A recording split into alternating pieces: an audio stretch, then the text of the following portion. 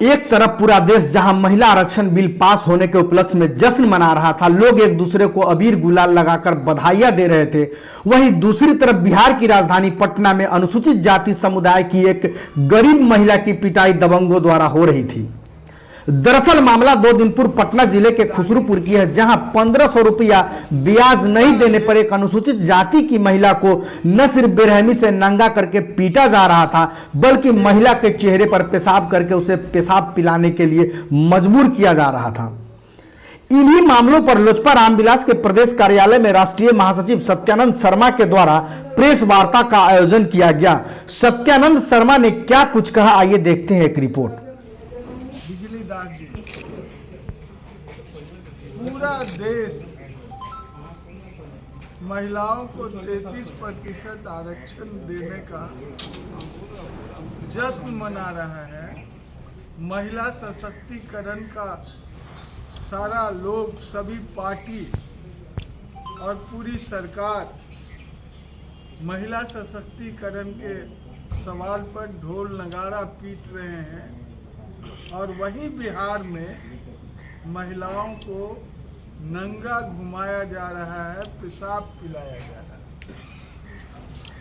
बिहार का विधि व्यवस्था पूरी तरह से ध्वस्त है, ये प्रमाणित कर रहा है। कहीं कानून का राज नहीं है, अपराधियों को सरकारी संरक्षण प्राप्त है, सरकार का संरक्षण प्राप्त है।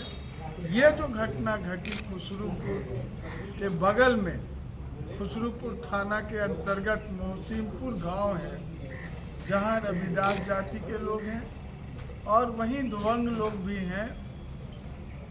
कास्ट का नाम बताना उचित नहीं है। तो ये सारा लोग बेचारा 1500 रुपया मात्र कर्जा लिया था, सूद मूर जोड़ करके दे दिया, लेकिन और पैसा मांगता था, नहीं दिया तो उसकी पत्नी को, क्या नाम है उसका, आशा देवी पत्नी उसकी, उसको पीट करके इतना पीटा, नंगा किया और पूरा गांव घुमाया और पेशाब करके पेशाब पिलाने का काम किया। ये घटना रात्रि 10:30 बजे का है। हमको सुबह में वहाँ से बिजली दास जी ने फ़ोन किया, तब हमने थाना को सबसे पहले लगाया फ़ोन कि क्या हुआ है, तो कहा कुछ नहीं हुआ है। इंस्पेक्टर से बात हुई और कहा कि कुछ नहीं हुआ है। आश्चर्य लगा हमको, जबकि पुलिस को इन्फॉर्मेशन था कि गांव घेरे हुए है, पूरा इन लोगों का, गरीबों का घर घेरे हुए था, जो वहाँ के दबंग लोग हैं, सामंती ताकत है, घर घेरे हुए था कि जो निकले उसको मार दो। तो ये सारी स्थिति में पुलिस की मिली भगत थी। बिहार में जितने अपराध हो रहे हैं पुलिस के मिली भगत से हो रहे हैं।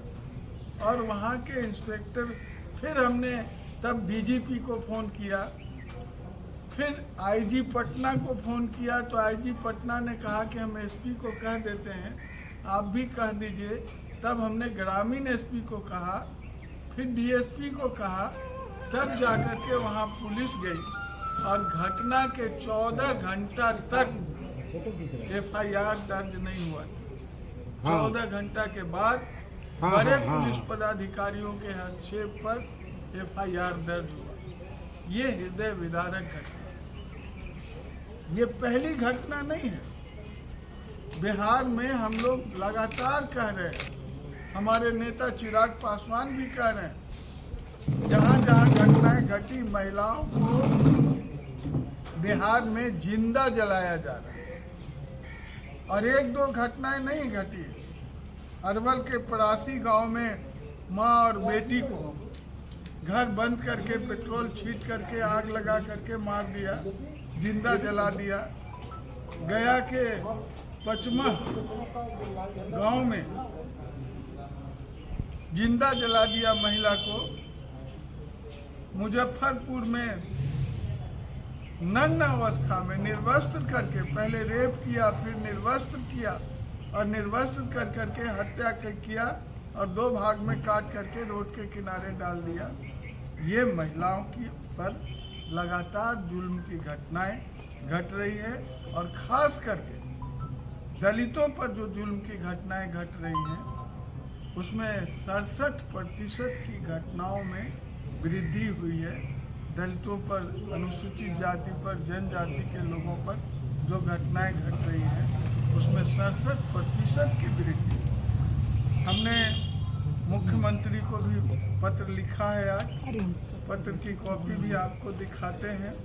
और हमने मुख्यमंत्री को लिखा है कि ये गंभीर मामला, आपकी पुलिस मिली हुई है अपराधियों से और मेरा चार्ज है कि बिहार के डिप्टी सीएम तेजस्वी यादव का संरक्षण प्राप्त है मोहसिनपुर की घटना में उन अपराधियों को, इसलिए प्राथमिकी दर्ज नहीं हो रहा था और कार्रवाई नहीं हो रही थी। आज भी कोई गिरफ्तारी के नाम पर सुने, कहाँ गया पताल लोग से